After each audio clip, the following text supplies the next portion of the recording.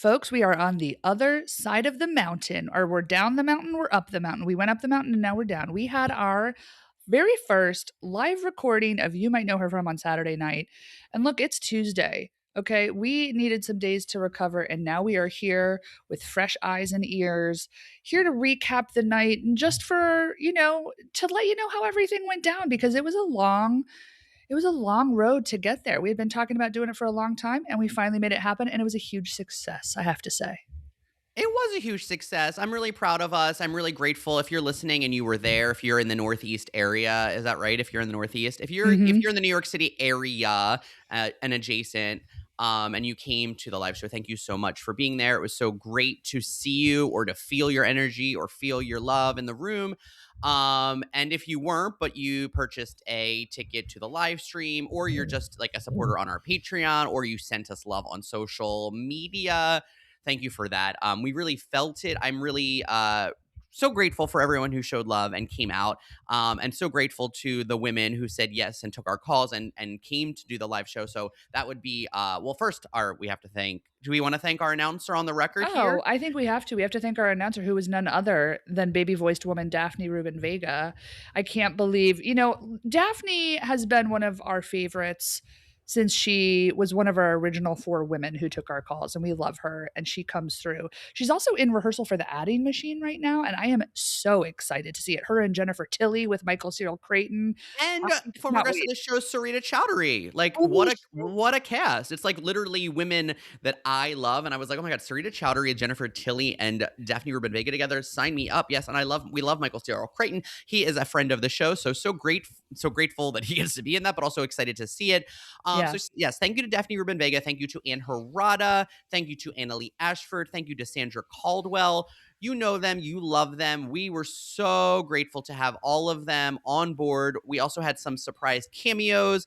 So we want to thank all of the women who sent in those little snippets, which I guess we're gonna release it to the ether at some point. Probably we'll release. We don't know, right? We're gonna release it to the Patreon, and then we'll see where it goes from there. But eventually we'll release it. But we just wanted to check in here, touch base, decompress. Like, we really haven't processed together. I don't know that I've really processed alone, if I'm being honest. I've sort of been riding the wave of feeling what is it? The something of our something? The Oh, fruit of our looms? the fruit of our loins. Loins? Is that what it is? What is fruit Isn't it?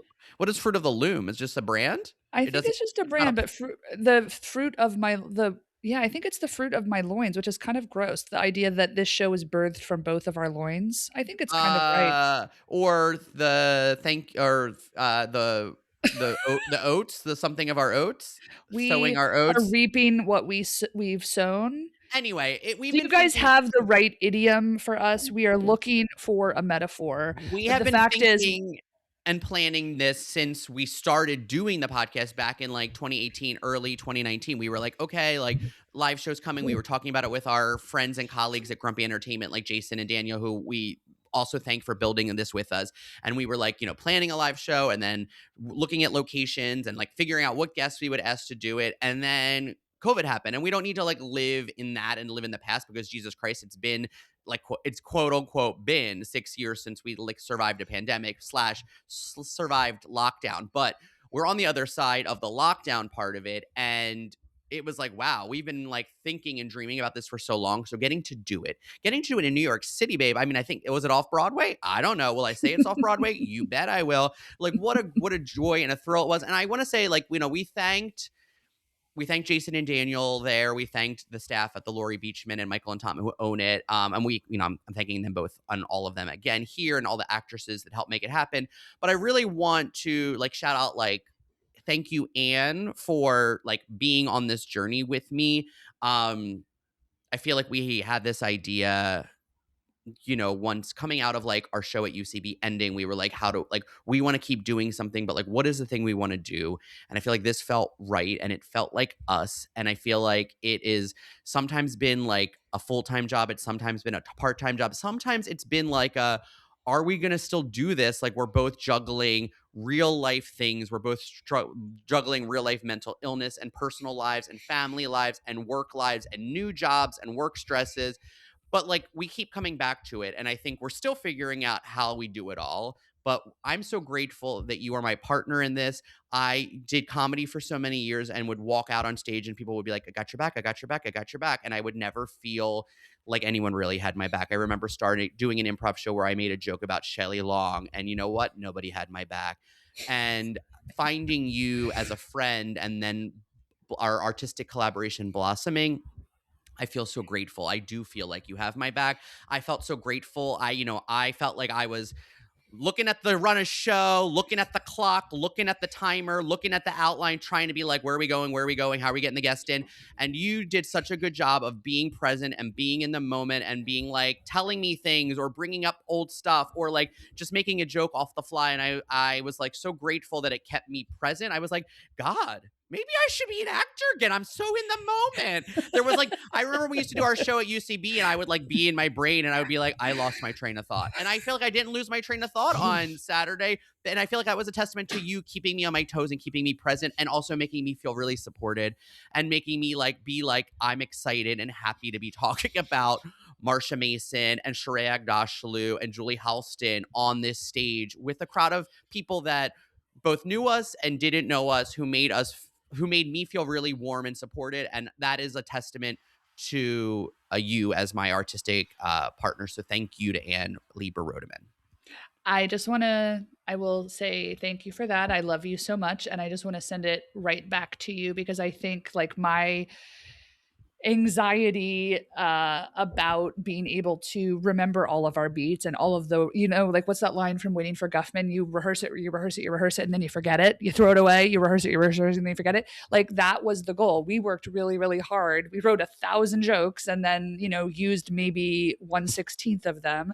Totally. And I feel like it's a testament to our collaboration. And I also just want to say, like, I felt so grateful for you keeping our train on the tracks, which I think you are so good at. You're the best moderator of the round table. You like keep everything moving smoothly. And I felt like I'm the one, let's be honest, I'm the one that makes our interviews go over an hour. I am that person. Okay, so you own it. I am that person because my concern is usually like, how do we get it all in? How do we not lose this time with this actor? Like we're only how do we show our faces again if we didn't ask about X credit with X actor, which I 100%. totally understand and get too. Yes, and that's my anxiety, but your ability to be in the real world and remember that like these people are doing us a favor and we've promised them X amount of time and no more, or their publicist has demanded that we have no more than 45 minutes of their time, means that it's also like a practical thing that we have to manage. And so I get anxious about that. So I am so grateful to be able to look at you and be like, what's next? I actually can't read the fucking prompt sheet that we put on the monitor because my eyes are so bad. And I'm like, I don't even have to worry about it because you have my back. And I feel so supported and loved by you. And also, it's like whatever anxiety that I am still in possession of on stage is like relieved when I look at you. And I am just like, you, I think, particularly in some of our interview segments, which again we'll release on the Patreon, we're so sharp and incisive and so good at being able to be in the moment and on the fly and have stuff feel real and connected. And that's the goal, is like we were trying to bring what we do on this show to a live audience, and having never done that before and having been theater school kids where it's like the assumption is when you step on stage that you like turn into some other version of yourself, like trying to ground who I am and what we do on this show on a stage was like a little bit of a challenge, except for when I get on stage with you, I feel like the truest sense of myself. And I just love you. I love your brain. I love your energy. I'm so proud of us. And I'm so proud of this project, which, like you said, has been a labor of love and sometimes has been a struggle to maintain it in the face of real problems in our personal lives and our work lives, and I'm grateful to say and in this and in the hellmouth that we live in too, which exactly. is like that's just like icing on the cake, is like the actual like fascist, like horrible, misogynistic, racist, transphobic, fatphobic world that we live in, on top of our aging bodies, on top of those things too. Like not to like be whatever that is, like negative, Yeah, but just no, like it's true. It's just like this is like the thing. Someone described it as like, I was like, such and such, like my boss came, and that was really nice because this is sort of a side hustle. And someone was like, it's kind of like having a band, though. It's not like you're doing another job. And I thought, okay, I never thought about it like that, but I like that and I'm proud of it. I feel like the songs might be good enough to do, for real, and I'm proud of that. So thank you to you. Thank you to all of those women who said yes. But Yeah. also, like, we want to thank the patrons and the people who bought tickets to the live stream. We're going to do a little laundry list here. If we don't say your name, please don't take it personally. This is off the cuff, but we want to thank Colleen. We want to thank Jennifer, Clinton, Mike, Sarah, Quinn, Brian and John, Kathy, Matt, Jean, Jean, Bill and Sheila.